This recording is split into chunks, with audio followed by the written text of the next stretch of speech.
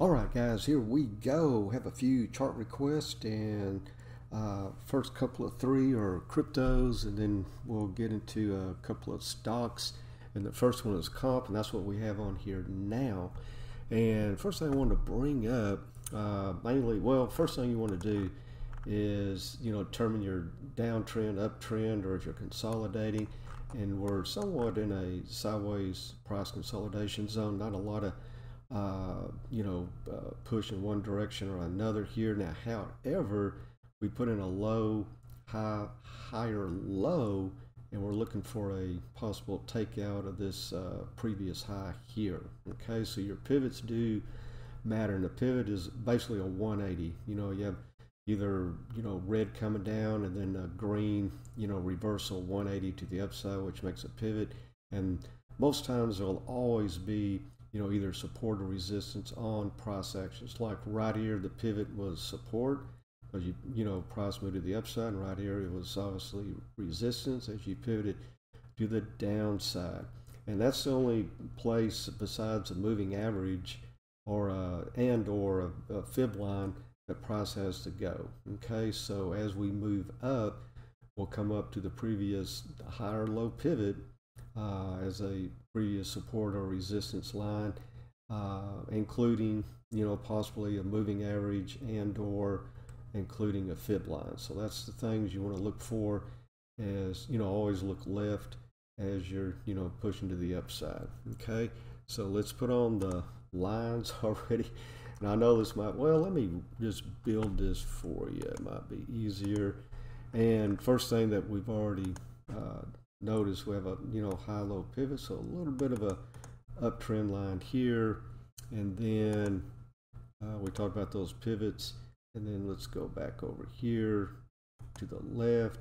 And this red dashed line is going to be your resistance coming up. As you can see, we already hit it here. See, high pivot. It affected the price over here.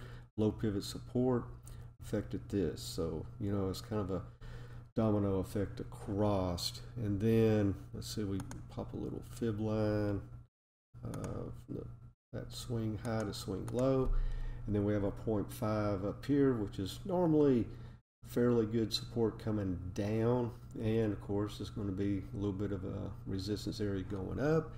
And then we add a moving average to that, and boom. So you have kind of a tight area right here. That mid 60 zones, 65 to 68. That's going to be a bit of a resistance zone for you, which is okay if you can put in something like this, like a down, up, and then come down and make a higher low, and then go. In other words, you want this blue line not to be taken out. You certainly don't want this low pivot taken out there. Okay, so that's what you're going to look for. All right, and then the next one is going to be uni, and as you can see, it's been a minute since we last did a chart on this one, and man, that's going back. That's going back to October last year, and as you can see, we're in this wedge formation back then. And again, nothing ever changes. All this high pivot zone across that red dashed line was resistance, including this down trend line going back to the, previous all-time high. And then a little bit of support here. And then as you can see, the 20 crossed down and under the 200. So let me take everything off here, clean it up. And that's something else, a lot of people don't know, but 100% of the time, this is guaranteed, whenever the 20 and the 200 come together, the 20 is going to go far and away from the 200, okay? And it's not necessarily the 20 is following price action because it's a lagging indicator, and on the daily, for example, it's just the average, previous 20 days of price action there closes.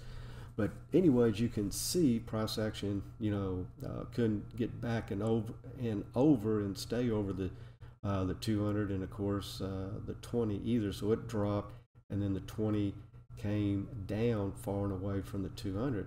And it is either going to do this or is it going to run to the upside. And I know, there's no guarantee which way it's going to go, so you just sit on your hands because just like Mother Nature, the market's always right.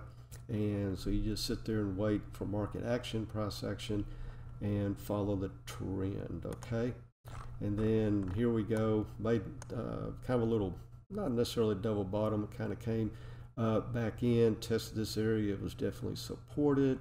So you're got a little bit of a uptrend line here, and the 20, and you want to always well, for a little bit better odds probability, because that's really all we have to work on or with, is trading with the 20, whatever direction that moving average is pointing is what you want to be a little bit more biased towards. Okay, if it's pointing down, more bearish, shorting, pointing up, more bullish, and potentially going long. As you can see, we had a lot of sideways consolidation here, a little fake out, red candle to the downside, and came back up and closed, just over the trend line right on the 20, and then boom, breakout candle, and here we go again. But let's see from this previous swing high here to the low. Now what we're looking for is, factors that say, hey, we're hitting, potential resistance as you're going up, or if you're coming back down, potential support. And as you can see, as we're driving up that point 618, kind of little chart school here, that's normally going to be a little bit of a resistance area as you're going up into that fib line. And then the 0.786 fib here is, generally a tough area to get up and over and through as well. And then, of course, you have your little high pivot area, just coincidentally how these things, pop up on the chart, and then when price comes up to them, of course, we haven't gotten there yet because we're still fighting that 0.786 fib line. And kind of a side note, during the 2018 into a little bit of 19 for Bitcoin, that 0.786 was money every time Bitcoin rolled down to it. If you knew where to put your fib lines, that was guaranteed pop and a bounce. Most of them were dead cat bounce. It didn't go that far, but 10 to 15, 20% bounces, you can survive pretty good on, in a bear market off those 0.786 fib lines. And then for the next one, okay, looking at Filecoin here, and as you can see, a pretty good sideways consolidation zone here, somewhat, higher lows if you really look at it closely. So basically, what we would do is just put, again, Mother Nature and the market is always right, and you can't fight it, you just got to go with it. So it was like we're trying to break out, but we did here look like a breakout, but we couldn't get over this high pivot area over on this side. So that's what we would wait for. Just sit on your hands, let the market decide if we're going to drive to the upside or downside. And most times, the longer, wider this rectangle is, the sideways price consolidation zone, the harder, faster, more powerful the rip to the upside or downside. I mean, it's 50-50 here right now, will be, okay? And then old school, a lot of those guys would just kind of flip this, up on its, head, so to speak, and that'd give you kind of a rough look at a potential run where you could go. And then if we go to the weekly, is what I like to do on these. As you can see, not pretty big pullback, and then of note, even a timeline on a chart where the 200 just barely showing. If you run into a flat 200, that's about the most, that's about the strongest resistance as you can get. And then also we have the 20, guess what, pointing down, coming down into price as well. But anyway, that's just a side note. But as you can see on the weekly, sideways price consolidation, we would just wait until we got a weekly, candle breakout and close before, going to the next one. And then after this, we have the stocks, and the first one is GameStop. Okay, I think everybody in the world has played this at some point. But here's the daily, and if you look at it, what do we notice? Okay, well, first of all, here's that previous, high over here from January 21, and then of course your big, pullback, somewhat consolidation here, just kind of whipsawing everyone, in and out, and then the 20 and the 200 come together. And probably you just, sit there and wait. A couple of fake outs to the upside, little, double top here, but very close together. And then, here comes the 20 down and under the 200. And then again, right now, we're beginning to get close. So something's going to, pop off soon. Is it, I think it's too early, to make that decision. At least you have a good crystal ball, but something that just hits my eye right up, off the bat is a little bit of a, they're not perfect, but, a little bit of kind of low pivot, support here until it didn't, but it was already negative because you were under the 200, and then the 20 was under the 200. So you're already kind of bearish here. So no surprise we came down. See, came back up into that consolidation area. And whenever you consolidate previous support, then most times it's hard to get through. There's almost like a brick wall coming through there. But anyway, resistant, finally got above it. Got, I guess, a lot of people, or not a lot of people, but a few people going, to the upside. And then boom, this was your takeout candle, your indication that things are, potentially going to go south. And then here we are. So I would wait. According to this time count, this is just a pause candle. So this red candle today is no surprise. So I venture to say there's more, higher odds, higher probability is going to be, further downside, further push to lower prices. And then let me see here if we can get any help from, but we want to, make this uptrend line as perfect as possible through here. And especially if you close under this trend line, say $32 under 32, then that's almost give me a good call out that these things are going weaker, and the 20's already on the 200, and it wouldn't take much to pull it down, and then you're going to separate far and away from the 200. And also just kind of for the new people, to help well, let me just put it, your first loss is always your smallest loss. Let's say you got in on this candle, okay, and even though you're on a time count and it's up and away from the 20, you don't want to buy far and away from the 20. You want to buy as close to or at and around the 20. But anyway, say you got here, that's just for illustration, and this candle took that candle out. That's your signal. I mean, the market, is saying, hey, your reasons, your factors, whatever it is that made you pull the trigger, make that decision to get in, all that's been negated. That's no longer a factor, no longer true. Get out. And it generally will happen pretty quick, within a candle or two after you get in, either looking for more upside or downside. The market will tell you pretty quick. Now that doesn't mean you get in like on this candle and then you wait until a red candle takes that green candle out. I mean, you raise your stops as you go. That's kind of common sense, right? Sometimes you got to, mention that. But anyway, because your first loss is always your best, or least loss.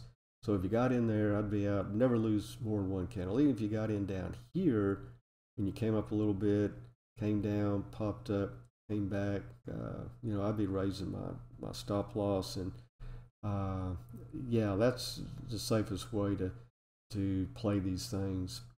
especially if you just enter, like if you entered here and that's not really the best place, but anyway, if you did and then this red candle today took it out, you closed under this green candle, yeah, I'd be out. But anyway, that's it on GameStop. And then next one, okay, here we go. SLCA, US Silica Holdings.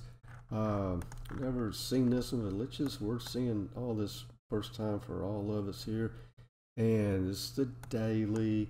And first thing we want to look at is obviously that hits you is the trend. Now we did come down, kind of sort of bottomed out where this consolidation zone here was previously. First of the year, we didn't quite get down to this level, as you can see. All this kind of double bottom area, so to speak. Not double bottom, but if we had gotten down on this side. So, potential support, on this low $9 area. And then, yeah, definitely back from the all-time high or recent all-time highs. And under the 20's under the 200. So, more bearish than bullish right this second. And just scanning across. Reason why that red dash line. Now, we got over a couple of times. We have a high pivot resistance area here where price just stopped on the dime. As you can see over here, it did as well. Let's go to the weekly, kind of clean it up. And as you can see, yeah, this low pivot here didn't quite. So really, we did a low, higher low, and then we're taking off. And what I like to do, this little trick here, just pop a fib line from the top to the bottom, and also we have this pivot here that stopped everything on a dime. So I'd like to see, obviously price action to the upside. Then kind of the secret from this green, red, then a pivot to the downside, up, and then come back in like a higher low, and then try to get over this resistance area. We don't want to take out, this area down here first, and really don't want to take out where this red candle closed. Let me take all this off and I'll show you. So you had a nice wick here, buying up, and then over here, same deal, potential, reversal. It's potential because it hadn't happened yet, and you bounce off the 200 here for an extended price zone. A lot of times you will if the price is, far and above the 200. Doesn't matter if it's the weekly like this chart or a daily, 2-minute, whatever. High odds you bounce a little bit, off that zone. Then if we bring this down, that was from the high. Then if we do the swing high here, and we're coming to that point 38, kind of the lower third of this complete move here. As you can see, we're kind of selling off. So if we stay in this zone right here, we can't get, above that, the bottom third here, so to speak, then this will roll over, okay? That's not a guarantee, but pretty close, okay? So what you want to do in this situation, you want to, kind of run up, pull back, and make that kind of V shaped here, make a low here, higher low over here, and get over that 0.5 to 50% zone. And if you can do that, then you have higher odds, higher probability that you can reverse out of this big pullback. But see, you did all this big run up here, and then it was all taken back, okay, which is not good, okay. So right now, just looking at it, of course, it's just the first, second week of potential reversal here. I'd probably give it a couple more weeks how this thing plays out, and not to be redundant, but if you can do something like this and not take this out, especially not close under the 200, you come back in here in this zone just over it, okay, and then push up and get a close above this 1/3 area, then you could be golden, and then put your stop loss pretty close to that. Like if you'd gotten in on this candle or this, and obviously you'd be out. Of course, it whipsawed you. Here we go again, but at least you lived to play another day. And then let's say you saw this green, you jumped the gun before confirmation. Yeah, get out as soon as you see the market turn. Opposite of what your thoughts were reasoning. And if you can't name it, in other words, if you don't know what a particular move is and why, potentially it has momentum to move to the upside or downside, you shouldn't get into it. If you don't know the formation, you don't know, where your moving averages are or why they matter, your high pivots, low pivots, just basic fundamental stuff, just like good coaches, good, players, like in football, when the opposing team lines up, offense or defense, if you don't know the formations and why and where people are lined up, you're already, way behind in that game. But bad analogy, but that's all I could come up with on the fly. But okay, guys, thanks so much, and we will see you on the charts and try our Patreon membership out, and we will see you there.